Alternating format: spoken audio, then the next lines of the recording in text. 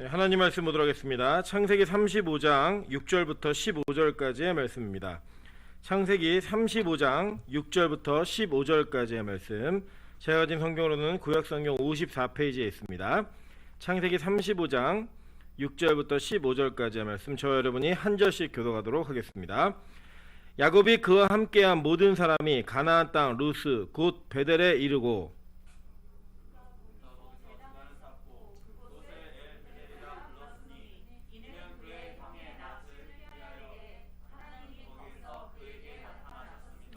리브가의 유모 드보라가 죽음에 그를 베델 아래 있는 상수리 나무 밑에 장사하고 그 나무 이름을 알론 바굿이라 불렀더라.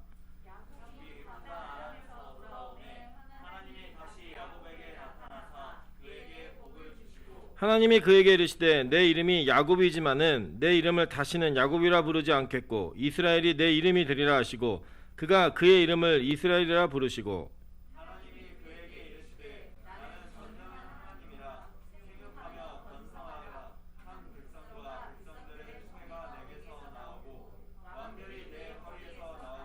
내가 아브라함과 이삭에게 준 땅을 내게 주고 내가 내 후손에게도 그 땅을 주리라 하시고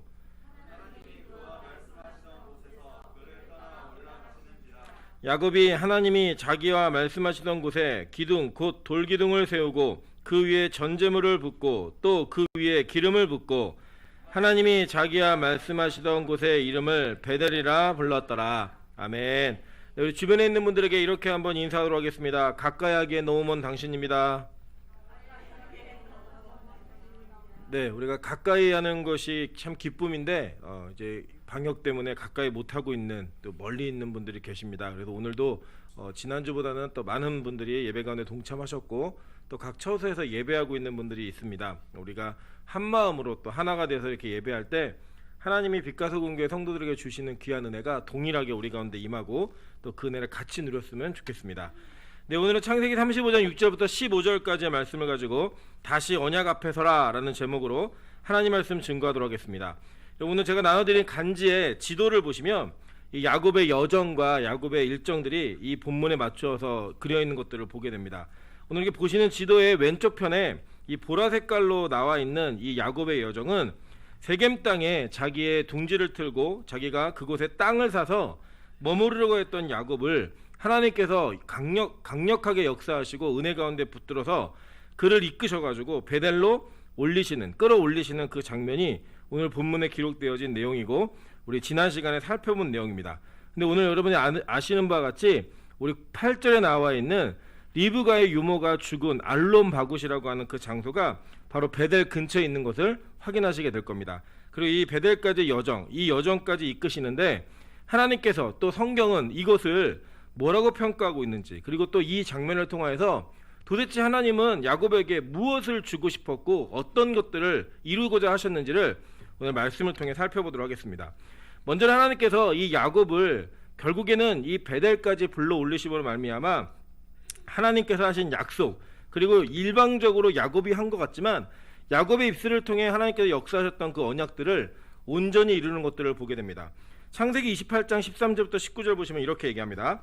또 본즉 여호와께서 그 위에 서서 이르시되 나는 여호와니 너의 조부 아브라함의 하나님이여 이삭의 하나님이라. 내가 누워있는 땅을 내가 너와 내 자손에게 주리니 내 자손이 땅의 티끌같이 되어 내가 서쪽과 동쪽과 북쪽과 남쪽으로 퍼져갈지며 땅의 모든 족속이 너와 내 자손으로 말미암아 복을 받으리라. 내가 너와 함께 있어 내가 어디로 가든지 너를 지키며 너를 이끌어 이 땅으로 돌아오게 할지라. 내가 내게 허락한 것을 다 이루기까지 너를 떠나지 아니하리라 하신지라. 야곱이 잠이 깨어 이르되 여호와께서 과연 여기 계시거늘 내가 알지 못하였도다. 이에 두려워하여 이르되 두렵도다 이곳이여 이것은 다름이 아닌 하나님의 집이여 이는 하늘의 문이로다 하고 야곱이 아침에 일찍 일어나 베개로 삼았던 돌을 가져다가 기둥으로 세우고 그 위에 기름을 붓고 그곳 이름을 베델이라 하였더라. 이 성의 옛 이름은 루스더라 라고 얘기합니다. 여러분 오늘 보신 장면이 바로 그 6절에 보시면 가나안 땅 루스 곧 베델에 이르고 라고 얘기하죠. 그죠? 그러니까 원래 하나님이 처음에 야곱이 그 형을 피해서 도망갈 때 하나님을 만나고 천사를 보게 되고 하나님과 대화하고 약속을 받았던 그 땅까지 다시 이끄신 거예요.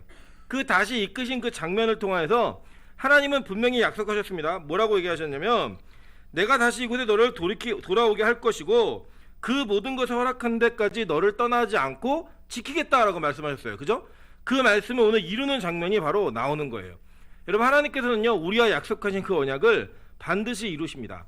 우리의 시간적 관념 속에서는 그것이 때로는 더딜 수도 있고 그것이 잘 이루어지지 않을 것 같은 환경들, 어려운 환경들이 우리를 둘러쌀 때가 참 많이 있습니다. 그래서 아무리 생각해 보아도 과연 이게 될까? 과연 이 일이 이루어질까라고 하는 그러한 절망과 두려움이 우리를 잡을 때가 있다라고 하는 것입니다. 근데 여러분, 그때마다 잊지 않으셔야 될 것이 무엇이냐면 하나님께서 약속하신 언약은 반드시 이루어진다라고 하는 것입니다. 우리 사람 사이에서도 약속을 잘 지키는 사람, 그 사람이랑 무슨 약속을 하면 굉장히 마음이 어렵습니다. 예를 들어서 시간 약속을 잘 지키지 않는 사람이랑 약속을 하잖아요. 그러면 그 약속을 한 시간이 되어도 마음에 별로 어려움이 없어요. 보통 전화해서 너 어디야? 그럼 다 왔어. 근데 뭐 하고 있어요? 집에서 옷 입고 있죠, 그죠? 예. 너 어디쯤 왔어? 버스 타고 있어. 그런데 아직 일어나지도 않은 일들이 참 많아요. 근데 때때로는 우리 주변에 있는 분들 가운데 시간 약속이 철저한 분들이 있습니다. 예를 들어 뭐 12시까지 약속했으면 반드시 11시 뭐 15분이나 뭐 11시 반 정도에는 무조건 와 있는 사람. 이 사람과 약속을 했는데 그 사람과의 약속 가운데 우리가 무언가 시간이 지체가 되고 그 시간까지 들어가지 못할 때가 되면 우리 마음 가운데 어떤 마음이 있어요? 불안한 마음이 있는 거예요. 불안한 마음. 아, 분명히 와서 기다리고 있을 텐데, 벌써 몇 분씩 기다렸을 텐데, 뭐 이런 어려운 마음들이 우리를 엄습합니다. 그러니까 원래 약속을 안 지키는 사람과의 약속은 큰 의미가 없어요. 근데 약속을 정확히 지켜내는 사람과 이 땅에서의 약속도 우리가 그 약속의 무게와 부담감을 갖는다라는 거예요. 그죠? 그런 부담감을 갖는데 하나님께서 분명히 약속하신 그 일들이 우리에게 이루어지기까지 하나님 우리에게 요구하시고 우리를 이끌어내시는 과정이 있다면 여러분, 오히려 우리가 하나님과의 약속을 통해 내가 불안해할 것이 아니라 하나님이 불안해하실 것이 아니라 누가 불안해야 돼요? 내가 불안해야 돼요. 안 지켜서 불안한 게 아니라 하나님은 반드시 지키실 건데 내가 과연 그 약속에 합당한 하나님과의 언약의 조건들을 잘 지켜가고 있는가? 이것이 우리 가운데 불안함으로 있어야 된다고 하는 것입니다. 하나님께서는 야곱의 일생 가운데 이 야곱의 일생을 이끄시면서 하나님이 약속한 대로 그 약속을 자신이 지킬 뿐 아니라 야곱도 지켜낼 수 있도록 이끄셨어요. 그리고 그 인생을 만들어 오셨다라는 거예요. 그래서 결국은 하나님이 말씀하신 대로 그 자리에 갔다가 앉혀놓으셨다라고 얘기하는 겁니다. 그 실제로 이 성경을 보면 이렇게 얘기합니다. 이 야곱의 여정 가운데 이 세겜이라고 하는 땅, 이 어깨라는 뜻이거든요. 이 세겜이라고 하는 이 어깨에서부터 베델이라고 하는 하나님의 집까지 그를 이끌어내실 때 하나님이 분명히 약속하셨어요. 어디서부터 약속하셨냐면 여러분 다 기억나시겠지만 창세기 31장에 이 야곱이 하란 땅에 있을 때부터 하나님의 이 언약을 분명히 말씀하십니다. 자, 볼게요. 창세기 31장 13절에 이렇게 얘기합니다. 나는 베델의 하나님이라 라고 얘기하면서 나는 베델에서 너를 만났던 하나님이야 라고 얘기하면서 너 네 출생지로 돌아가라, 그 가나안으로 돌아가라 라고 얘기하는데 하나님이 뭐라고 얘기했어요? 나 베델의 하나님이야. 그래서 목적지가 어딘 거예요? 베델까지인 거예요. 베델까지. 아예 출발 시점부터 하나님은 가까운 근처의 땅이 아니라 비슷한 땅이 아니라 베델이라고 하는 곳을 약속하셨고 지정하셨습니다. 지난 시간에도 제가 말씀드렸지만 이 베델이라고 하는 곳 자체가 특수한 의미가 있기 때문이 아니라 이 베델이라고 약속하신 그 언약 자체의 목적이 완전하게 성취되는 데까지 하나님 그것을 이끌어내신다라는 거예요. 이 이후에 야곱은 결국은 그의 일생과 마무리는 애굽에서 마무리가 됩니다. 그렇기 때문에 베델이라는 장소 자체가 중요한 것이 아니라 하나님이 그와 언약했다라는 그 언약까지 이끌어내는 모형의 장소로서 사용하고 계신 거예요. 이런 마찬가지입니다. 우리가 보통 예정론 이렇게 말하면 이 예정론을 비판하고 비난하는 사람들의 이 내용이 뭐냐면 그 예정론을 마치 운명적인 것처럼 받아들여서 아무것도 하지 않아도 천국에 들어간다라고 하는 나태와 태만의 교리로 사용할 여지가 있다라고 하는 비판합니다. 맞습니다. 그런데 그것은 예정을 잘못 이해한 사람들이 그렇게 얘기하는 것입니다. 하나님께서는 예정한 사람들을 천국에 우리를 인도하는 그날까지 우리를 포기하지 않고 때리고 부수고 굴복시키고 항복시켜서라도 하나님은 결국 그 자리까지 인도해 내신다라는 거예요.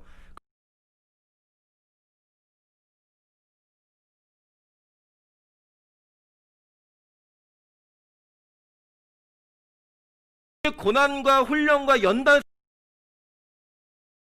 바뀌어져 간다라는 겁니다.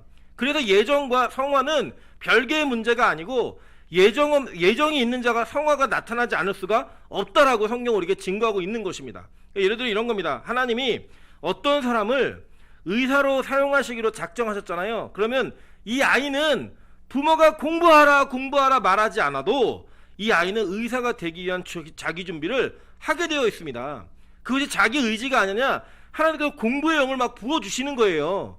마찬가지입니다. 어떤 아이가 음악으로 섬기기를 하나님께서 작정하셨고 그의 일생에 음악적인 그 재능을 통하여서 그의 일생에 하나님께 자기 인생을 드리기로 예정되어진 자들은요, 하나님이 어려서부터 음악만 나오면 그 음악에 몰입이 되어지고 남들보다 특별한 은혜를 주셔서 그 음악적 재능을 사용할 수 있게 집중하게 만드신다라는 거예요. 그러니까 오히려 우리 일생 가운데 아무것도 하지 않을 것 같고 아무것도 안 하는 나태함이 있는 사람들은 예정과 작정이 없는 겁니다. 이게 더 무서운 거죠, 사실은요. 그러니까 여러분, 예정의 교리를 내가 아무것도 하지 않아도 하나님이 뭔가를 하신다라는 개념으로 받아들이시면 절대 안 됩니다. 하나님이 여러분 가운데 반드시 일하시고 역사하신다라는 그 의미가 바로 예정인 거예요. 그래서 여러분, 말씀이 잘 안 들린다, 내가 예배 가운데 집중할 수 없다, 이것은 여러분의 구원의 작정에 엄청난 문제가 생길 수 있을 만한 어떤 단서가 될 수 있고, 그것이 하나님과 나의 관계성을 무너뜨릴 수 있는 어마어마한 사건이 될 수 있다고 하는 것입니다. 그래서 우리 안에 하나님을 향한 예배의 태도, 그 예배를 바라보는 그 마음이 어떠한가, 이것을 다시 한번 점검하는 은혜가 있으시기를 주님의 이름으로 축원합니다. 지금 이 한국교회가 많은 비대면 예배를 통하여서 많은 교회들이 이게 변화하고 있습니다. 우리 교회 공사하신 분이 지난번에 오셔가지고도 이렇게 정비를 해주시고 AS를 해주시면서 제가 물었어요. 요새 일 많죠? 그랬더니 요새는 100% 다 영상 일이래요. 영상. 그러니까 음향 이런 거는 거의 손을 안 대고 다 영상. 한국교회 전체가 영상 시스템을 구비하기 위해서 큰 교회건 작은 교회건 돈이 있건 없건 빚을 내서라도 지금 다 하고 있다는 거예요. 그만큼 지금 한국교회 상황이 많이 어렵습니다. 어려운 상황 가운데 이 비대면 예배를 드리는 것은, 여러분 다시 말씀드리지만 이 비대면은 아주 특수하고 어려운 상황 가운데 우리가 어쩔 수 없이 택하는 방법이지, 이것이 앞으로 한국교회 전체 예배를 바꿀 만한 패러다임의 전환은 절대 아니라고 하는 것입니다. 여러분, 집에서도 드려보시지만 우리가 집에서 드리는 예배와 현장에서 드리는 예배의 그 감격과 감동은 여러분 큰 차이가 있습니다. 물론 우리가 어느 곳에서 예배하든지 예배자로 서는 것, 그것은 굉장히 중요한 사건이고 우리 자신의 개인의 신앙의 역량이기도 합니다. 그럼에도 불구하고 우리 육신이 연약한지라 이 집에서 드리는 예배가 우리의 영적인 만족을 충분히 제공하지 못하더라는 거예요. 그래서 여러분, 이 예배를 드리지 않는 환경 가운데서 예배가 열리고 그 예배에 대한 사모함이 생기는 그 마음은 있으셔야 되는 거예요. 그러니까 무슨 말이냐면, 뭐 집에서 예배가 잘못됐다 이게 아니라, 집에서 예배를 드리시더라고 하더라도 그 예배를 최선을 다해서 드리시되 속히 함께 모여 예배하는 그 공동체성의 예배, 하나님의 임재를 경험하는 그 예배에 대한 사모함이 우리 안에 부릴 듯 해야 된다는 거예요. 그런데 여러분, 만약에 집에서 드리는 예배 가운데 편안함이 있고, 그래 앞으로 모든 교회가 이렇게 돼서 다시는 교회 안 왔으면 좋겠다, 다시는 모이지 않았으면 좋겠다 라는 마음이 드신다면, 어쩌면 여러분의 마음 가운데, 여러분의 그 마음의 증거로 인하여서 여러분이 하나님과 예배와의 관계 속에 탈락된 자일 수 있다라고 하는 것을 반드시 경계심을 가지고 기억하셔야 됩니다. 앞으로 한국교회가 이 방향성을 어떻게 해결하느냐가 큰 숙제라고 저는 생각합니다. 제가 일전에도 목사님들과 모여서 대화를 나누다 보니까요, 3,000명이 모이는 교회에 새롭게 예배를 시작한다고 했을 때 이 모인 인원이 몇 명인지 아십니까? 3,000명 교회에 20명이 모였습니다. 20명. 그리고 이 예배를 회복한다 할 때 300명 교회에 8명이 모였다고 얘기합니다. 교회 다 오라고 얘기했는데, 그런 점에서 보면요, 여러분, 우리 빛가수공교회는 은혜가 있는 교회입니다. 네. 적어도 이렇게 많이 오셔가지고 예배를 드리려고 노력하시고, 지금 못 오신 분들도 오시고 싶은 마음이 뭐 한가득하다라는 걸 저 믿어 의심하지 않습니다. 그런 마음 가운데 이 교회가 앞으로 예배를 향한 태도가 어떻게 변해야 될 것인가는 다시 한번 고민해 보시고, 우리 가운데 결단이 있으셔서 이 기회에 진짜 이렇게 함께 모여 예배하는 예배가 얼마나 소중한지, 그리고 그 임재가 우리에게 얼마나 필요한지를 다시 한번 경험하고 다시 한번 각인하는 그런 시간이 되셨으면 좋겠습니다. 하나님께서는 이렇게 야곱을 베델까지 불러 올리시는데 하나님 포기하지 않고 그의 인생을 이끌어 가십니다. 그런데 이 야곱이 어떻게 했어요? 오다가 도중에 중간중간에 하나님과 이 타협하고 세상과 타협하는 시간들을 갖습니다. 우리 3번 한번 볼게요. 창세기 33장 18절부터 20절입니다. 야곱이 밧단 아람에서부터 평안히 가나안 땅 세겜 성읍에 이르러 그 성읍에 장막을 치고 그가 장막을 친 밭을 세겜의 아들 하몰의 아들들의 손에 베크시타에 샀으며 거기도 제단을 쌓고 그 이름을 엘렐로헤 이스라엘이라 불렀더라 라고 얘기합니다. 여러분, 우리 지난 시간에 살펴보셨지만 이 베델에까지 가기 전까지 야곱은 그냥 탱가탱가 논 게 아니었어요. 그가 지나오는 여정 가운데 이 세겜이라고 하는 곳에서 밭을 사고 그곳에 땅에 정착을 하기 위한 목적과 함께 그가 거기서 예배의 단을 쌓고 뭐라고 했어요? 엘렐로의 이스라엘, 하나님 이스라엘의 하나님, 나의 하나님이라는 고백까지 했습니다.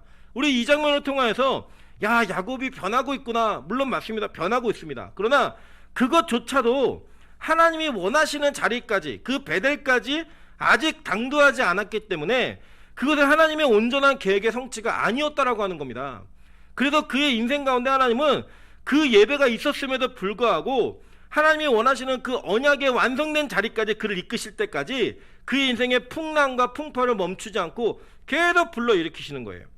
여러분, 우리 인생 가운데 계속 어려움과 고난이 있다라고 하는 사실은요, 우리에게 한 가지를 증명합니다. 하나님이 우리를 여전히 인도하고 계시는구나. 하나님이 나를 포기하지 않고 당신이 원하시는 자리까지 이끌 때까지 하나님 우리의 손을 붙들고 놓지 않으시는구나 라고 하는 확신 가운데 고난을 기뻐하시고 즐거워하셔야 된다라고 하는 것입니다. 여러분, 하나님은요, 우리의 인생을 이 땅에서 나그네라고 표현하셨습니다. 우리는 이 땅에 정착할 사람들이 아니라 이 땅을 지나가는 사람들입니다. 그런데 이 야곱은 자기가 가야 될 땅, 그리고 그 간 곳으로부터 정착하지도 않고 또다시 하나님의 여정 가운데 그의 일생을 움직여야 했던 그 야곱이 땅을 사고 정착하는 모습을 보였을 때 하나님은 그의 인생이 너의 자리가 그곳이 아니라는 사인을 확실히 디나의 강간 사건을 통해 보이신 거예요. 성경 우리에게 이렇게 얘기합니다. 베드로전서 1장 1절과 17절에 이렇게 얘기하고 있습니다. 예수 그리스도의 사도 베드로는 본도, 갈라디아, 갑바도기아, 아시아와 비두니아에 흩어진 나그네, 우리를 뭐라고 얘기해요? 흩어진 나그네라고 표현하고 있어요. 그죠? 여러분이 이 땅에서 흩어져 있는 나그네라고 하는 것입니다. 그래서 뭐라고 얘기하죠? 외모로 보지 않고 각 사람의 행위대로 심판하시는 이를 너희가 아버지라 부른즉 너희가 나그네로 있을 때 두려움으로 지내라 라고 얘기하면서 이 땅의 삶을 나그네라고 표현하고 있는 거예요. 나그네. 여러분, 이 땅에서 얼마나 많은 것을 가졌는가, 얼마나 많은 것을 이루었는가, 얼마나 많은 소유가 있는가, 이것은 사실은 별 의미가 없는 거예요. 왜냐? 우리는 이 땅을 지나가는 나그네일 뿐이지 이 땅에서 끝까지 먹고 살고 영원한 기념비를 세우는 그 땅이 아니라고 하는 것입니다. 근데 야곱이 뭐 했어요? 세겜의 땅을 돈 주고 샀어요. 자기의 장막 친 땅을 돈 주고 사놓고, 여러분 잘 보시면요, 야곱이 그 이후로 세겜 땅에 근처도 못 갑니다. 근처도 못 갔어요. 그의 일생에서 세겜 땅에 근처도 가지 못한 채 그의 일생을 애굽에서 마무리하는 그 장면을 통해서 우리가 진짜 삶의 진리를 하나 배워야 된다는 거예요.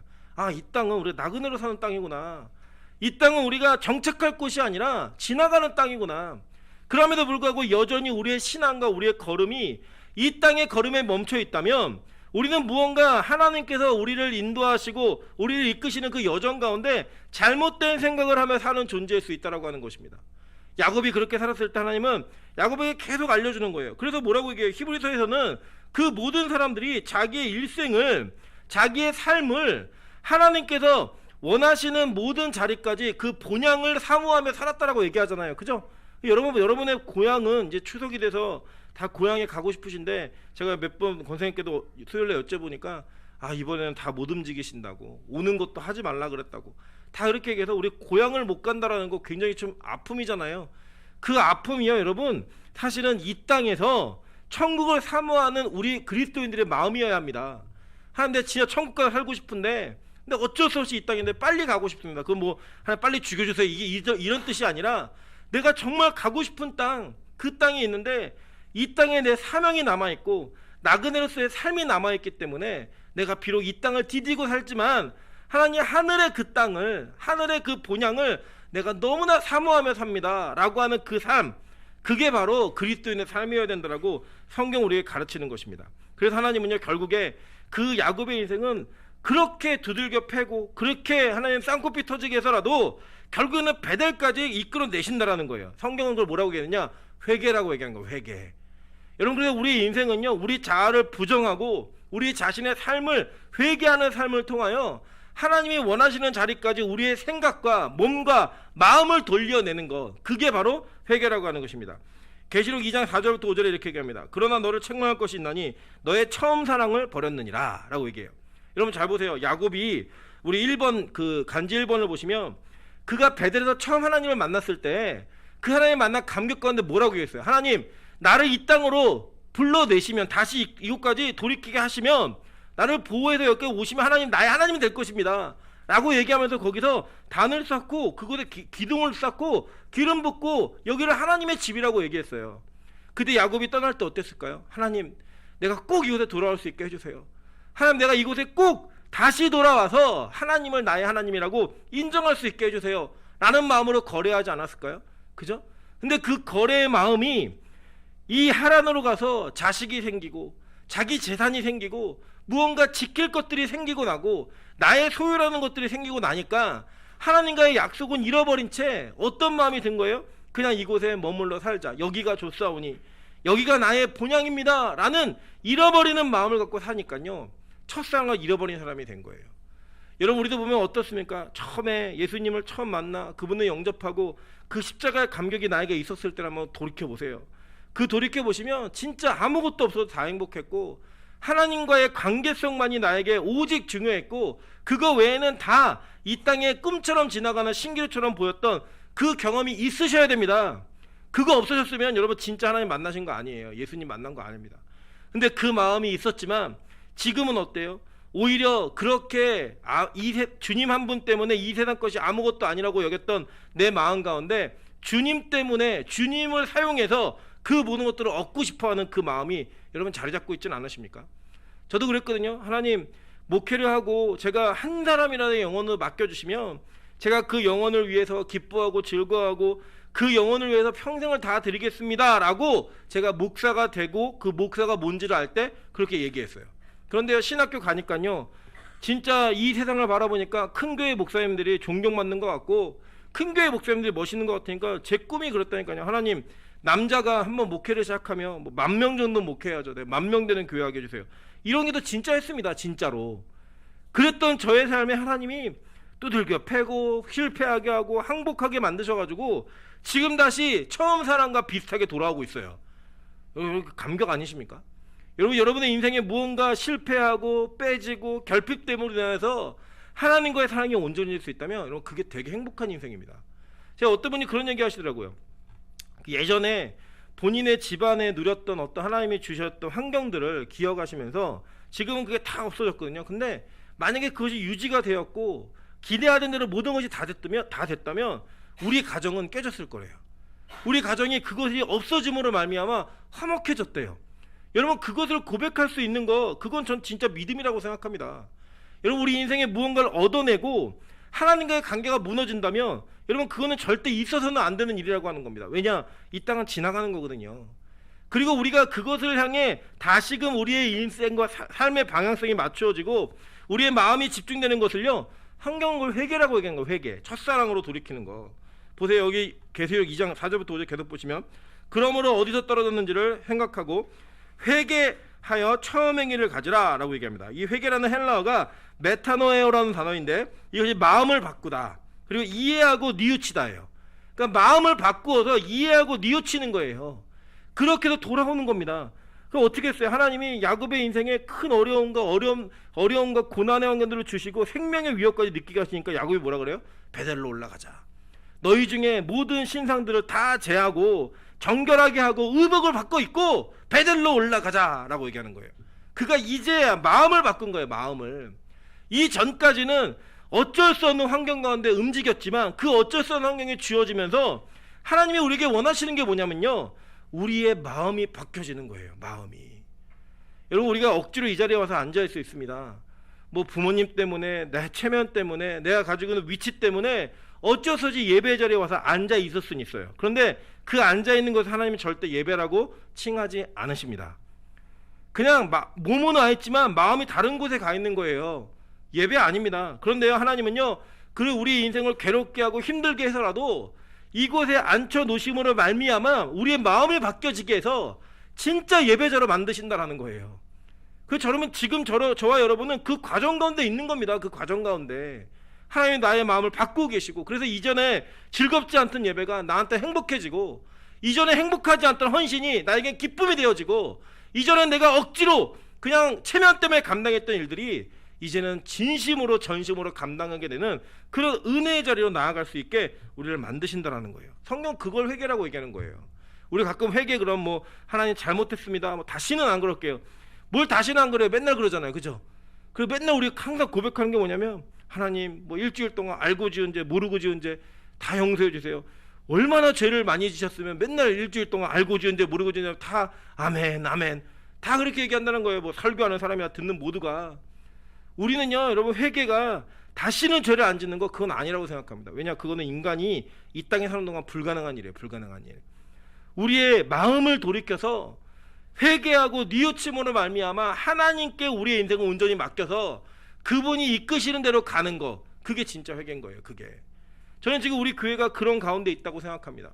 저와 여러분이 우리 모두가 그런 과정 가운데 있다고 생각합니다. 여러분, 진정한 회개의 자리인 베델까지 꼭 들어가시기를 주님의 이름으로 축원합니다. 결국 그렇게 하심으로 말미암아 하나님이 이루신 것이 뭐냐면 언약을 이루셨다는 거예요. 언약. 여러분 잘 보세요. 여기서 조금은 어렵지만 집중하시면 아주 큰 깨달음이 있는 내용들이 이제 될 겁니다. 원래 하나님이요, 창세기 17장에 보면요, 아브라함과 언약을 세우세요. 그런데 이 언약이 어떤 언약이었냐 보니까 영원한 언약이었어요. 그죠? 내가 너하고 영원한 언약을 세우겠다. 그러면 땅 줄게. 네 후손에게 이 모든 것이 영원한 기업이 되게 하겠다. 그리고 내가 그들이 하나님이 될 것이다 라고 얘기했어요. 자, 그러면서 얘기하신 게 뭐냐면, 그러므로 그런즉 너는 내 언약을 지키고 내 후손도 대대로 지키라. 너희 중 남자는 다 할례를 받으라. 이것이 나와 너희 사이, 너희와 너희 후손 사이에 지킬 내 언약이니라 라고 얘기했어요. 이게 누구한테 주신 언약이냐면 하나님이 아브라함에 주신 언약이에요. 그리고 이 언약을 선포하시고 얘기하신 이후에 누가 할례를 받았느냐? 이삭이 할례를 받습니다. 난 지 8일 만에. 그리고 그 전통이 야곱에게, 그리고 야곱의 아들들에게 이어지는 거예요. 계속. 그래서 이 언약과 할례는 같은 그 라인에서 이루어지고 있습니다. 그래서 실제로 그 할례라는 단어를 성경에서는 얘기할 때 이 어근과 그 언약이라는 어근이 같은 의미를 지니고 있어요. 보세요. 여기 제가 그림 하나 그려놨죠. 도표를 그려놨는데, 히브리어로는 물이라고 하는 그 어근이 바타르, 쪼개다라는 단어로 나오고, 또 물라라고 하는 할례, 잘라내다 라는 이런 언어로 나와요. 이런 단어로 파생이 되어집니다. 동시에 이 바라라고 하는 이 어근, 베리트라는 언약의 어근이 이 쪼개다라는 것과 연결되어 있어요. 여러분 기억나시죠? 창세기 14장에 이 쪼갠 고기 사이로 횃불이 지나가면서 이 언약식의 쪼개짐이 연결되어 있는 걸 보게 됩니다. 그래서 이거는 그냥 패키지 단어예요. 우리가 바늘 가는데 실 간다 이렇게 얘기하는 것처럼 언약과 할례는 구약시대에 뗄래야 뗄 수 없는 관계로 이어지고 있는 거예요. 근데 이걸 누가 깨버려요? 이 언약을 누가 하찮게 여기냐면 야곱의 아들들이 하찮게 여기는 거예요. 그래서 이 전장에 어떤 장면이 나왔어요? 이방인들에게, 언약 밖에 있는 백성들에게 니네 할례 받아 라고 얘기하면서 그 언약의 증표로서 자신들의 몸에 새겨 넣으신 하나님의 언약의 증표를 이방인들, 언약 밖에 있는 백성들에게 함부로 남발하는 거예요. 그리고 그걸 뭘로 사용했느냐? 그들을 죽이는 도구로 사용한 거예요. 그 죽이는 도구로 사용해서 이 언약은 깨진 겁니다. 하나님과의 언약, 영원한 언약의 증표로서 그 히브리 가문에게 주었던 특별한 의미의 언약이 남을 죽이는 데 사용됐다라는 거예요. 이게 뭐예요? 구약의 율법인 거예요. 율법. 하나님의 율법을 그 믿는 자들에게 하나님의 백성인 언약의 증표로 주셨는데, 그 율법을 가지고 이방인들을 죽이고 자기의 동료들을 죽이고 자기 자신을 죽이는 그런 도구로 사용한 자들, 그게 바로 레위와 시므온이었던 거예요. 그게 누구의 모습이에요? 저와 여러분의 모습이라는 겁니다. 하나님이 우리에게 은혜를 주시려고 말씀도 주시고 은혜의 현장도 주시고 예배 현장도 주셨는데, 그 모든 은혜를 가지고 그 은혜를 누구를 평가하는 잣대로 삼아 남들을 마구 정죄하고 치고 죽이고 판단하고 있는 거, 그게 누구의 짓이었느냐? 레위와 시므온의 짓이었다는 거. 시므온의 짓.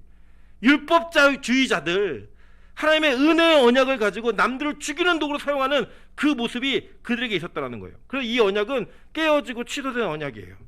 그래서 하나님은요, 베델로 다시 그들을 불러 올리시는 거예요. 여러분, 그 올리시는 그 장면 가운데 결론의 부분이긴 하지만 그 뒤에 다시금 하나님이 이 언약을 다시금 새롭게 갱신하십니다. 옛 언약을 새 언약으로 바꾸시는 하나의 모형이 또 등장하고 있는 거예요. 여러분 잘 보십시오. 하나님은요, 우리에게 육체의 언약을 중요하게 여기지 않으셨습니다. 애초부터.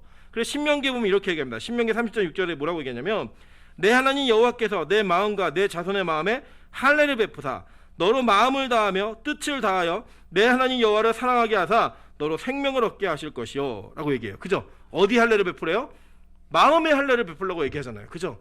마음의 할례를 베풀어라. 골로새서 2장 11절에 이렇게 얘기합니다. 또 그 안에 너희가 손으로 하지 아니한 할례를 받았으니 곧 육의 몸을 벗는 것이요 그리스도의 할례니라 라고 얘기해요. 그죠? 예수라는 할례를 받음으로 말미암아 십자가의 그 쪼개짐의 은혜가 우리에게 임함으로 말미암아 우리에게 그 진짜 할례의 의미인 언약이 이루어진다라고 말하고 있는 거예요. 그죠 여러분? 근데 우리는 뭘 자랑하죠? 교회에서 내가 몇 년 된 성도인지, 내가 어떤 직분이 있는지, 내가 하나님의 말씀을 얼마나 지키고 있는지. 근데 그것을 통해 너 못 지키지, 너 이거 못하고 있지, 뭐 목사가 저래, 뭐 전도사가 저래, 뭐 장로가 저래, 이런 눈으로 판단하고 생각하는 모든 것들, 이게 바로 하나님 우리에게 주신 은혜를 가지고요 남을 죽이는 도구로 사용하고 있는 그 모습인 거예요. 여러분, 이 레위와 시므온이 멀리 있지 않습니다. 누구냐? 바로 저와 여러분인 거예요. 저와 여러분. 그 하나님의 은혜의 언약, 영원한 언약을, 그 언약의 징표로서 주신 은혜의 징표를 남들을 죽이는 데 사용하고 있는 자들, 그게 바로 우리의 모습이라는 거예요. 하나님이요, 우리 그런 인간들을요 불러 올리시는 거예요. 계속. 어디까지? 베델까지. 그 불러 올리는 과정 가운데요, 이 야곱이 이제는 더 이상 자기의 뜻과 의지로 하나님을 거부하거나 하나님을 거절할 수 없는 그런 상태까지 만드십니다. 완전 그러기의 상태. 이제 그냥 질질질 끌려갈 수밖에 없는, 가라면 가고 서라면 설 수밖에 없는 그 상태까지 하나님 그를 이끌어내세요. 그 이끄시는 장면 가운데 오늘 알론 바굿이라고 하는 그 장소가 등장합니다. 리브가의 유모 드보라가 죽음에 이 알론 바굿이라는 뜻이 뭐냐면요, 이 곡함의 상술이 뭐 이런 거예요. 통곡의 상술이나 뭐 이런 뜻이에요. 슬픔의 상술이나 뭐 이런 뜻인데, 이 드보라가 죽었는데 이 드보라가 누구냐면 이 리브가의 유모였어요. 리브가의 유모였는데, 아마 정황상 보면은 창세기 24장 59절부터 60절 보시면 그들의 그 누이 리브가와 그의 유모와 아브라함의 종과 그 동행자들을 보내며 라고 얘기한 건 뭐냐면, 하란에서 리브가가 이삭에게 시집 올 때 이 드보라라는 유모가 같이 온 거예요. 같이 왔는데 도망갈 때는 야곱이 혼자 도망갔죠. 그죠? 혼자 도망가니까 이 엄마가 엄청 사랑했잖아요, 야곱을. 그러니까 이제 야곱도 궁금하고 야곱을 누가 좀 돌봤으면 좋겠다는 마음으로 자기의 유모였던 리브가를 다시 보낸 거예요, 하란으로. 보내가지고 거기서 누구를 길렀느냐, 이 유모의 손에 사실은 야곱도 도움을 많이 받았고요, 그의 자식들, 그의 아내들을 다 돌보는 노파예요. 나이 다 많은 그런 할머니예요, 할머니. 나이를 대충 계산해도 140살 이상은 됐어요, 이때가. 그때까지 그 돌보는 장면이 있었던 거예요. 그 돌봄을 통해서 아마도 이 야곱은요, 자기 어머니 진짜 사랑했잖아요. 그 사랑했던 어머니의 그늘을 느낄 수 있었을 거예요. 우리도 왜 보통 어머니가 일찍 돌아가신 이 자녀들을 보면 외갓집의 이모나 외삼촌하고의 관계가 굉장히 돈독한 이런 일들이 있는 것들을 보게 되는 것처럼, 이 야곱에게 이 유모 드보라는 어머니 리브가의 그늘이라고 생각하시면 될 것 같아요. 하나님이요, 이제는 그 그늘 거두시는 거예요. 왜 거두셨느냐? 여기 보니까 유모라는 표현이 보면 신약에는 이렇게 표현됩니다. 고린도서 3장 1절부터 3절이에요. 형제들아, 내가 신령한 자들을 대함과 같이 너에게 말할 수 없어서 육신에 속한 자 곧 그리스도 안에서 어린아이들을 대함과 같이 하노라. 내가 너희를 젖으로 먹이고, 그러니까 유모가 젖 먹이는 자라는 뜻이잖아요. 그러니까 젖으로 먹인 자 유모예요. 이 유모를 젖으로 먹이는 그 장면을 신약에서 어떻게 표현하고 있냐면, 너희가 연약하고 어린아이 같아서 내가 너희를 아직 젖으로 먹인다. 단단한 것을 먹이지 못하고 있다. 왜냐? 너희는 아직도 육신에 속한 자로다. 너희 가운데 시기와 분쟁이 있으니 어찌 육신에 속하여 사람을 따라 행함이 아니리요. 아직 너희가 완성되지 않았기 때문에 내가 단단한 말씀 못 먹이고 그냥 젖으로만 먹이고 있다라는 거예요. 히브리서 5장 12절부터 14절입니다. 때가 오래되었으므로 너희가 마땅히 선생되었을 터인데 너희가 다시 하나님의 말씀의 초보에 대하여 누구의 가르침받아야 할 처지이니 단단한 음식은 못 먹고 젖이나 먹어야 할 자가 되었도다. 이는 젖을 먹는 자마다 어린아이니 의의 말씀을 경험하지 못한 자여 단단한 음식은 장성한 자의 것이니 그들은 지각을 사용함으로 연단을 받아 선악을 분별하는 자들이니라 라고 얘기해요. 그러니까 선악조차 분별할 수 없는 그런 어린 영적 상태, 선생이 되었음이 마땅함에도 불구하고 그러지 못한 상태니까 유모가 붙어있는 거예요. 유모가. 누구의 신앙이 그랬냐? 하나님 보시기에 이 야곱의 신앙이 그 정도 수준이었다는 거예요. 맨날 속이고 거짓말하고 하나님의 명령에 온전히 순종하지 않고 그런 모습이 이 유모가 돌봐야 되는 그런 모습이었는데 하나님이 이제 이를 베델까지 불러오시는 마지막 그 입구에서 그 유모를 걷어내시는 거예요.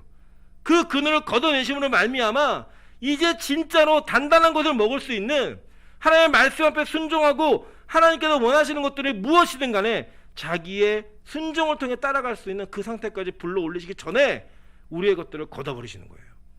이게 굉장히 중요한 사실입니다. 우리가요 어릴 적에는요 신앙이 어릴 적에는 누군가의 도움이 필요해요. 계속되어진 누군가의 케어가 필요하고 돌봄이 필요합니다. 그런데 하나님께서 어느 순간이 되면 그러한 돌봄을 거두시고 우리가 누군가를 돌보는 자가 되게 하시기 위해 우리를 야생처럼 키우실 때가 있다는 거예요. 외로울 때도 있고요 괴로울 때도 있어요. 힘들 때도 있어요. 그런데 그 힘듦과 괴로움의 과정을 통하여 단단한 것을 먹을 수 있는 자가 되어서 누군가를 먹이는 그 자리까지 우리를 이끌어내시기도 하시고요 그 자리에 이끄시기 위해 우리가 그동안 의지했던 모든 것들을 다 걷어버리세요. 다. 여러분 잘 보시면 제가 가끔 이제 말씀드리지만 제가 신학교를 딱 입학할 때 저희 어머니가 다른 교회 가라고 얘기를 하셨습니다. 저는 사실 별로 가는 거 원치 않았거든요. 왜냐면 그냥 있으면 좋으니까 그 환경 자체가. 근데 어머니가 저한테 하신 말씀이 그거였어요. 야, 너 내가 도와주고 내 그늘 아래 있다 보면 네 하나님 없어. 그러니까 나가. 그러면 우산을 걷어버리셨어요. 그러면서 저에게 뭐 재정적이고 모든 것들이 다 이렇게 좀 제한되어지고 끊어지는 과정을 통해 제가 진짜 하나님께 부르짖는 그 모습을 통해서 전 지금도 믿습니다. 저는 저희 어머니가 목회를 하시니까 그분의 어떤 가지고 있었던 목회적 역량이 저에게 유익이 된다 이렇게 생각하진 않아요. 물론 그 믿음의 유산 자체가 언약 약속으로 저에게 오는 것은 기대하고 있지만 환경적인 것들이 저에게 유익을 주고 전혀 생각하지 않습니다. 왜냐? 저는 저희 하나님이 있어야 돼요. 그래야 저희 어머니가 저보다는 오래 못 사실 것 같거든요. 예상에는. 예. 저희 어머니가 돌아가셔도 저는 믿음을 가지고 제가 이 목회 현장에서 나의 하나님을 붙들고 살아갈 수 있는 존재가 된다는 거예요. 여러분 혹시 여러분에게 유모와 같은 환경이 있으십니까? 하나님이 그것을 걷어내실 때 그 걷어내심은 하나님께서 다시 만나게 하고 다시 이루게 하실 그분의 언약의 계획 속에 이제는 단단한 것을 먹게 하시기 위한 불러내심이에요. 그래서 그것들을 옛 것들을 다 이별하게 하시는 거예요. 옛사람과 그 어렸던 마음들을 다 걷어내시는 거예요. 여러분 제가 볼 때는 이렇게 사람을 돌보고 사람을 찾고 이렇게 하는 일들은 이 원로 목사님께서 이렇게 참 잘하셨던 것 같아요. 근데 하나님 저도 이제 그거는 기질적으로 못하는 사람 아닌데 하나님이 그걸 못하게 하셨어요. 못하게. 계속 마음에 걸림이 있고 계속 뭘 하려고 그러면 자꾸 이게 뭐가 문제가 생겨요. 문제가. 여러분 그때는요 우리 목사님은 신경도 안 써. 이게 아니라 이제 하나님이 이 교회를 정말로 단단한 것을 먹을 수 있고 일꾼으로 세울 수 있는 단계가 되신 거예요. 단계가. 제가 유능해서가 아니고 제가 원로 목사님과 스텝 달라서가 아니고 여러분이 그런 단계가 되셨기 때문에 하나님이 이 교회를 그렇게 이끌어 가시는 거예요. 같이 앉아서 서로 위로하고 이런 게 아니라 이제 우리가 더 준비가 되어서 남들을 더 위로할 수 있고 다른 영혼들을 품을 수 있는 우리끼리 즐겁고 우리끼리 행복한 교회놀이 하는 곳이 아니라 영적으로 도태된 자들, 넘어져 있는 자들, 지옥의 권세 아래 있는 자들을 끌어내기 위한 영적인 사명을 감당하기 위한 전투하는 교회로 하나님이 이 교회를 세우시기 위해 그 훈련을 시키시는 거예요. 그래서 제발 상처받았다, 섭섭하다 이런 것보다는 그냥 하나님이 나를 더 이렇게 훈련을 잘 시켜서 이제 그 그늘과 우산을 걷어내시고 진짜 하나님과 독대하기를 원하시는구나. 하나님과의 관계성을 통해 성장하길 원하시는구나. 이걸 믿으시면 된다라는 거예요. 믿으십니까? 하나님 여러분 그렇게 인도하시는 거예요. 고난 가운데 경제적인 어려움이 있다? 여러분 경제적인 부유함과 유익 때문에 그 여유 때문에 하나님과의 관계성이 온전하지 못했다. 하나님 그거 걷어내시는 거예요. 사람 때문에 그랬다? 사람 걷어내시는 거예요. 그 걷어내심을 통하여서 하나님이 하시는 일이 뭐냐? 하나님과의 온전한 관계를 이루시기 위해 우리 이끌어내시는 거예요. 여러분 그래서 보세요. 진짜 기도하고 헌신하는 사람들이 대부분 막 복받고 잘 돼가지고 하는 분이 거의 없습니다. 고난이 있고 어려움이 있고 힘듦이 있은 그 과정 가운데 우리 이끌어내시는 거예요. 그래서 여러분 문제는 축복입니다. 여러분 고난은 여러분이 하나님께 온전해지기 위한 통로예요. 그냥 뛰어가시는 거예요 그냥. 그리고 그 고난의 끝을 통과하고 나면 이제는 자아가 완전히 부정되어진 자기 부인이 이루어져서 자기의 사명의 십자가를 가지고 따라갈 수 있는 그런 존재로 서게 된다는 것입니다. 그래서 하나님이요 그를 다시 새 언약 앞에 세우십니다. 오늘 본문인 9절 10절 한번 보도록 할게요. 35장 창세기 35장 9절 10절입니다. 야곱이 밧담에서 돌아오매 하나님이 다시 야곱에게 나타나사 그에게 복을 주시고 하나님이 그에게 이르시되 내 이름이 야곱이지만은 내 이름을 다시는 야곱이라 부르지 않겠고 이스라엘이 내 이름이 되리라 하시니 그가 그의 이름을 이스라엘이라 부르시고. 여러분 원래 이 이름은 언제 주셨어요? 창세기 32장에 주신 거예요. 32장에 주셨는데 그 뒤에도 계속 야곱이라고 부르다가 하나님이 이제 이 문턱 베델에서 탁 만나자마자 야 너 이제 내가 앞으로 다시는 야곱이라 부르지 않을게. 너 이제 이스라엘이야 라는 거예요. 여러분 이 이스라엘은 뜻이 뭐였어요? 우리 배우셨죠? 이 이스라엘이라고 하는 엘이 하나님이잖아요. 그 이스라가 이기다는 뜻이거든요. 그러니까 하나님이 이기신다예요. 원래 이거 하나님을 이겼다가 아니라 하나님이 이기신다예요. 그 야곱의 인생이 그렇잖아요. 그죠? 누가 이겼어요? 결국에는 하나님이 이기셨어요. 야곱의 그 속임과 남을 넘어뜨리고 남의 발 뒤꿈치를 붙잡는 자를 이기고 결국에는 마지막 KO 항복을 받아내시는 거예요.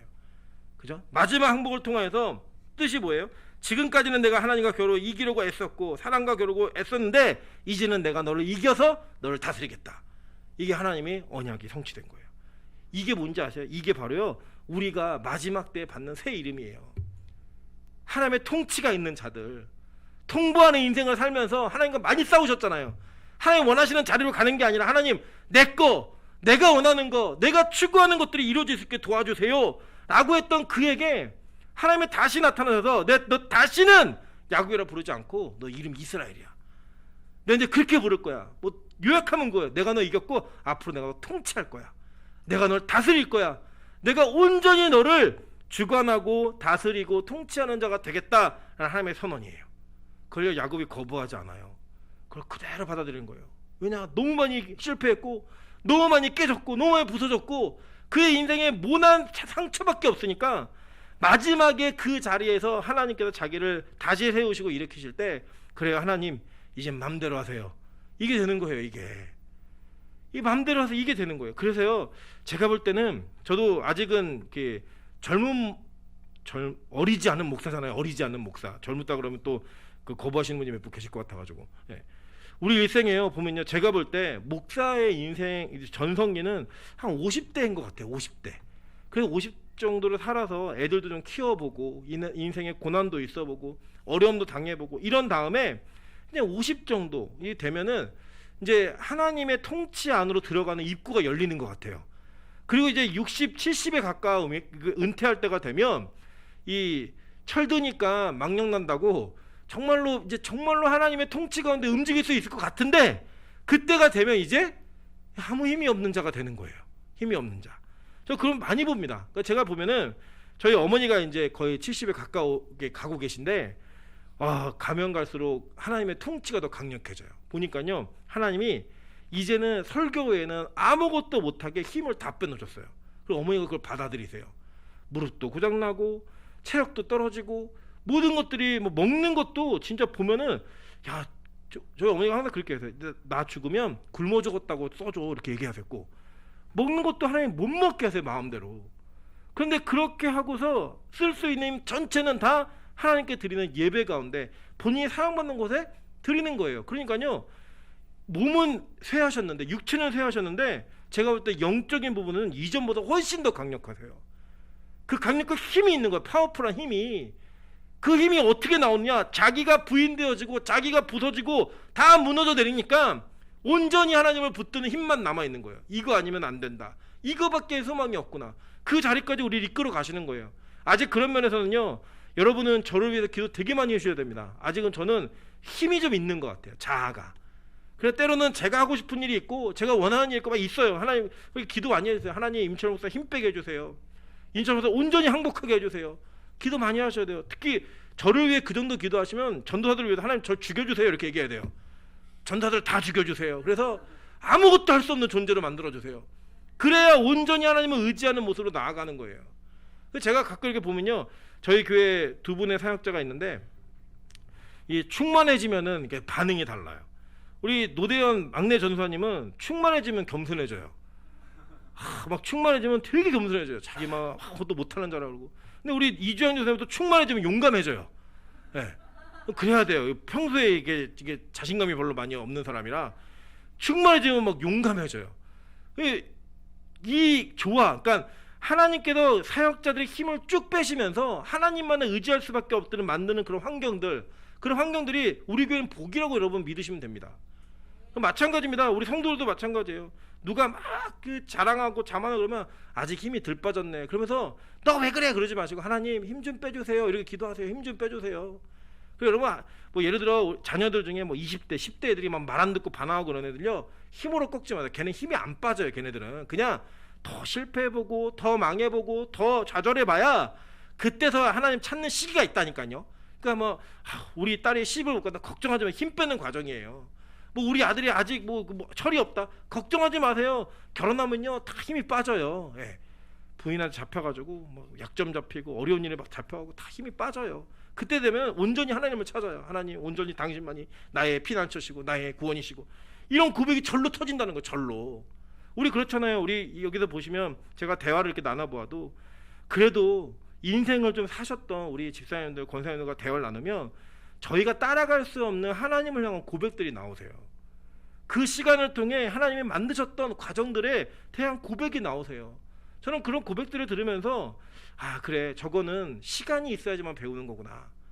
아무리 뭐 제가 성경을 많이 알고 성경적으로 여러분보다 뛰어난 부분이 있다 할지라도 그 과정은 시간을 살아내지 않으면 알 수 없는 거예요. 그래서 저는 이 자리에 예배하고 있는 우리 집사님 권사님들 다 존경합니다. 이 나이까지 하나님을 예배할 수 있다는 거, 예배에 하나님을 사모하는 마음으로 나온다는 거 너무 좋잖아요. 너무. 오늘도 지난주에 못 봤던 분들이 막 들어오시는데 너무 좋은 거예요. 기분이. 와, 저분들이 하나님께 예배하고 싶어서 이 자리에 오셨구나, 예배하고 싶어 나오셨구나. 그 감격이요 여러분 진짜 우리 안에 있는 거예요. 우리 뭐 청년들 아무리 예배 좋아하는 것 같아도 얘네들 시집장가 가봐야 알아요. 남자친구 생기고 여자친구 생기면 예배 안 올 수도 있어요. 막 데이트하냐고, 이때가 기회다 그러면서 손잡고 예배한다고, 뭐 영상 예배 드린다고 그럴 수도 있고 막 그럴 수 있거든요. 근데 우리 안에 진정한 하나님을 향한 온전한 항복이 있으면요 이 예배의 은혜가 온전히 나타나면 말면 우리가 주님 앞에 순종하는 자리로 나아가는 자가 된다는 거예요. 순종하는 자리로. 그 하나님 부르시는 거예요. 그래서 언약을 주시는데 이 언약을 보세요. 되게 재밌어요. 11절 보시면 하나님이 그에게 이르시되 나는 전능한 하나님이라 생육하고 번성하라. 한 백성과 백성들의 총회가 내게서 나오고 왕들이 내 허리에서 나오리라. 이렇게 얘기하셨어요. 그죠? 근데 여러분 이걸 보시면요 이게 창세기 1장에 하나님이 아담과 하와에게 주셨던 명령과 똑같아요. 자 보세요. 13번입니다. 하나님이 자기 형상 곧 하나님의 형상대로 사람을 창조하시되 남자 여자를 창조하시고 하나님이 그들에게 복을 주시며 하나님이 그들에게 이르시되 생육하고 번성하여 땅에 충만하라. 땅을 정복하라. 바다의 물고기 하늘의 새와 땅에 움직이는 모든 생물을 다스리라. 왕된다는 얘기죠. 그죠? 이걸 얘기하고 있어요. 근데 이들이 뭐 했어요? 실패한 거예요. 자기가 하나님을 대리통치하는 자가 아니라 자기 자신이 하나님이 되고 싶어가지고 하나님의 명령대로 그들이 살아가는 게 아니라 자기의 열심대로 노력하고 최선을 다함으로 이것들을 이루려 했을 때 다 실패하는 거예요. 다 꺾어지는 거예요. 그리고 다 실패하고 나니까 오늘 이 뉘앙스가 뭐냐면 다 지쳐갖고 터덜터덜 배들까지 아무 힘도 없이 올라온 그에게 야, 너 이제부터 생육하고 번성할 수 있어. 내가 네 허리에서 왕들이 나오게 할 거야. 너 통치자가 되게 만들 거야 라고 얘기하시고 쑥 올라가시는 거예요. 이제 뭐예요? 야, 이제 내가 할게. 이전까지 네가 그렇게 노력해서 실패했지? 네가 그렇게 네 힘대로 살아서 다 망했지? 평생 속이는 모습으로 살았다가 너 아무것도 안 남았잖아. 이제부터 내가 해줄게. 그래서 너 이제 이스라엘이야. 내가 너를 이스라엘이라 부를 거야. 그래서 얘기하시는 거예요. 하나님이 그렇게 말씀하시고 떠나서 올라가시는 거예요. 그랬더니 야곱이 거기서 다시 예전에 하나님께 했던 행위를 똑같이 합니다. 뭐예요? 14절 보세요. 야곱이 하나님과 자기가 말씀하신 곳에 기둥 곧 돌기둥을 세우고 그 위에 전제물을 붓고 그 위에 기름을 붓고. 이게 예배 드리는 거잖아요. 그 자기가 말씀하시는 곳을 이름을 베델이라 불렀더라. 다시 하나님의 집이 되는 거예요. 이게 뭐예요? 율법이라고 했잖아요. 아까 할례, 율법, 그 언약, 그걸 깨뜨린 거예요. 그걸 부서뜨린 거예요. 그랬더니 하나님이요, 그들의 마음 가운데 새 언약을 다시 주심으로 말미암아 이제는 내가 이룰게라는 말씀을 하시는 거예요. 이게 율법과 복음이 연결되어지는 하나의 모형으로 우리가 주어지고 있는 겁니다. 하나님 우리를 어떻게 구원하시는가를 또 한 번 보여주고 있는 거예요. 에레미야 31장 31절부터 34절 이렇게 얘기합니다. 여호와의 말씀이니라. 보라, 날이 이르리니 내가 이스라엘 집과 유다 집에 새 언약을 맺으리라. 그죠? 옛 언약이 있다는 거죠. 근데 옛 언약이 뭐였냐? 이 언약은 내가 그들의 조상들의 손을 잡고 애굽 땅에서 인도하여 내던 날에 맺은 것과 같지 아니할 것은 내가 그들의 남편이 되었어도 그들이 내 언약을 깨뜨렸습니다. 깨뜨린 거예요. 그들이 부숴버린 거예요. 그런데 그들이 내 언약을 깨뜨렸는데 여호와의 말씀이 그러나 그날 후에 내가 이스라엘 집과 맺은 언약을 이러하니 곧 내가 나의 법을 그들의 속에 두며 그들의 마음에 기록하여 신비 마음에 새기겠다는 거죠. 그래서 나는 그들의 하나님이 되고 그들은 내 백성이 될 것이라. 이제부터는요, 인간의 언약에 얼마나 순종하느냐를 따라서 하나님이 일을 하시는 게 아니라 내가 네 마음 가운데 아예 이 말씀을 새겨버리고 내가 그 너의 마음 가운데 있음으로 말미암아 니들이 내 백성이 될 거고 나는 너의 하나님이 될 거라는 거예요. 이게 언제 이루어져요?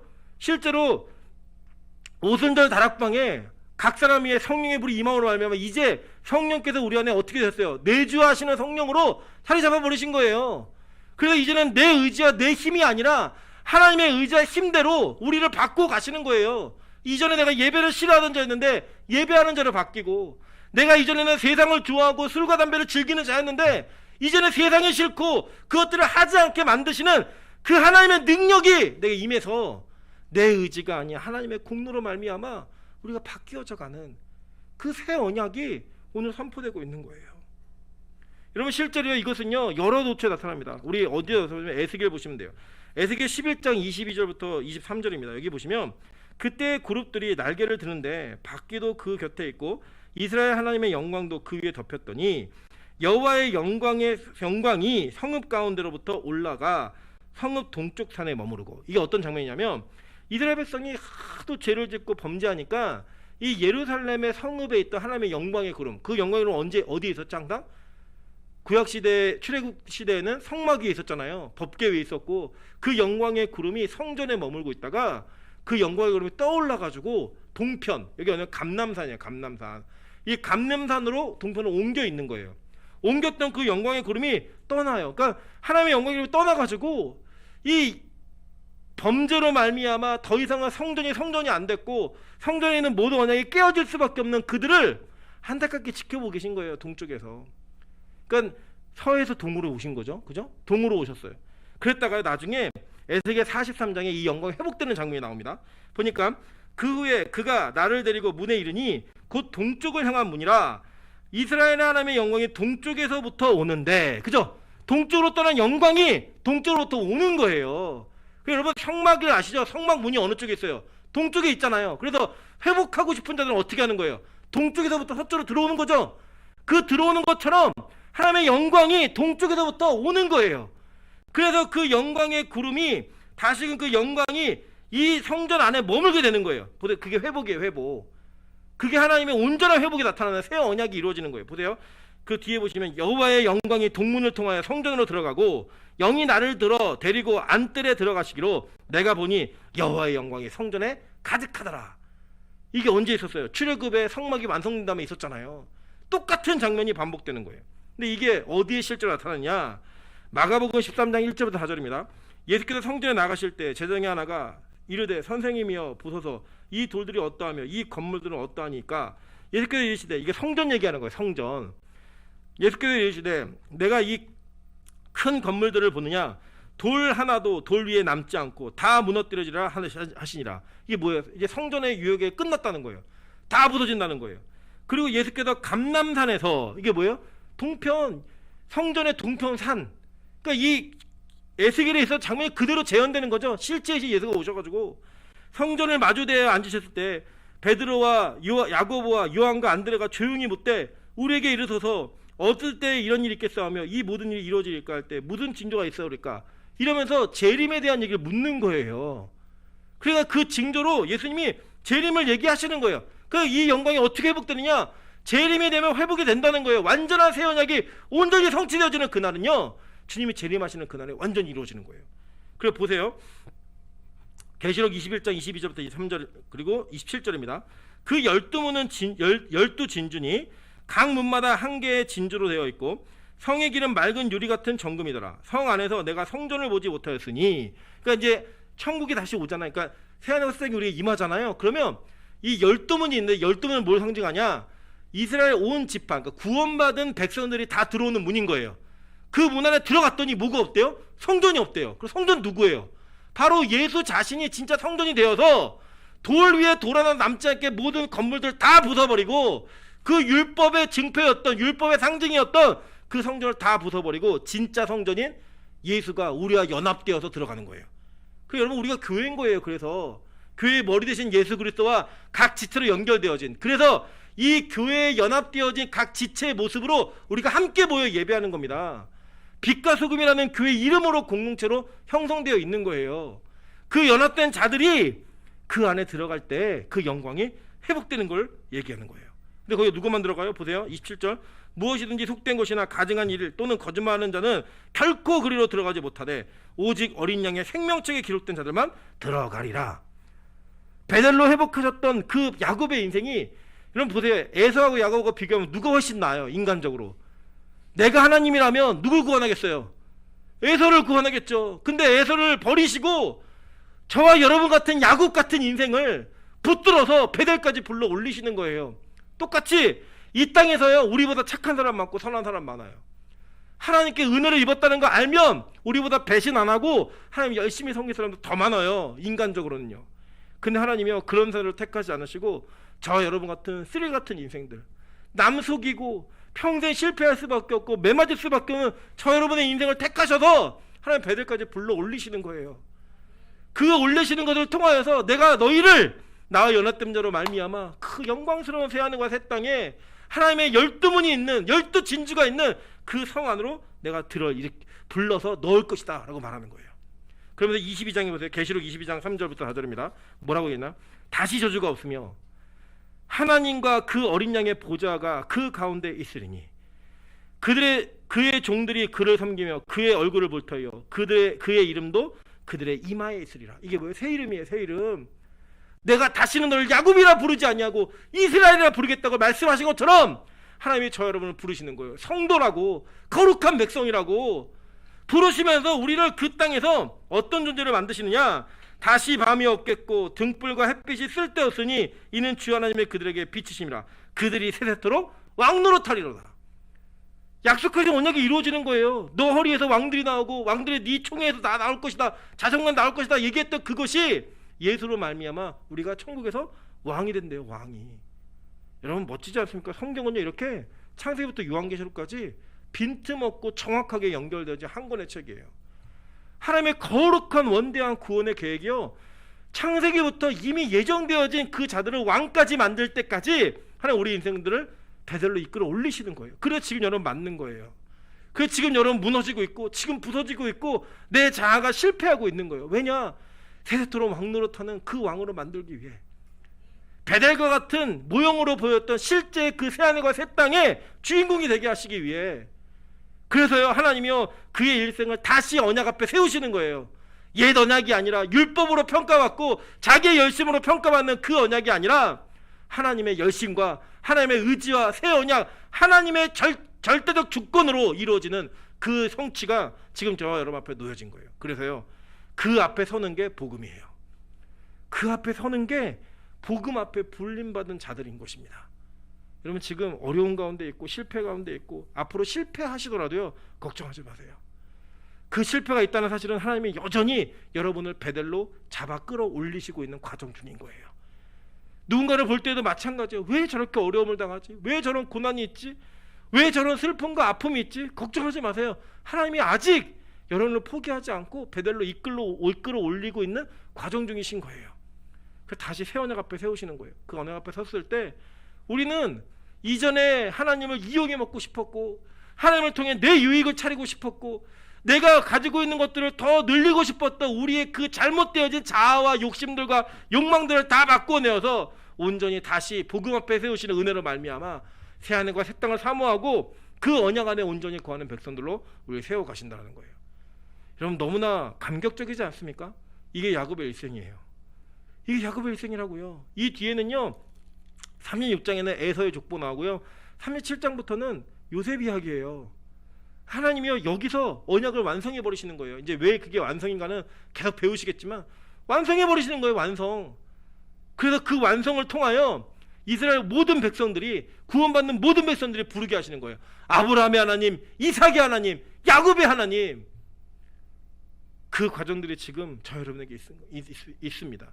죄된 세상에서 갈대우르에서 아브라함처럼 불러내어서 실패와 실수 속에도 하나님의 언약을 통해, 그 약속을 통해 부활의 믿음을 갖게 하신 그 하나님, 이삭을 통해 온전히 순종하고 이삭을 통해 십자가를 지는 모습으로 자신의 죄가를 담당했던 예수 그리스도로 말미암아 대신 제사가 우리에게 사는 존재가 되는 것을 보여주셨던 그 하나님, 평생 남 속이고 남들과 경쟁하고 시기와 질투로 우리의 인생을 점철시키며 발전하고 싶었고 더 많은 것을 이루고 싶었던 우리들을 다 내려놓게 하시고 포기하게 만드셔서 결국 당신의 의지대로 베델까지 이끄시는 그 하나님, 그 하나님의 언약이 완성됨으로 말미암아 우리의 구원의 계획이 온전하게 시작되는 겁니다. 여러분, 저는 오늘 빛과 소금 교회 모든 성도들, 집에서 예배하고 있는 모든 분들에게도 이 은혜가 동일하게 임함으로 말미암아 내가 올라갈 곳이 베델이구나, 내가 다시 복음 앞에 서야겠구나, 내가 다시 주님을 붙들어야겠구나 라고 나올 수 있는 우리 모두가 되시기를 주님의 이름으로 축원합니다.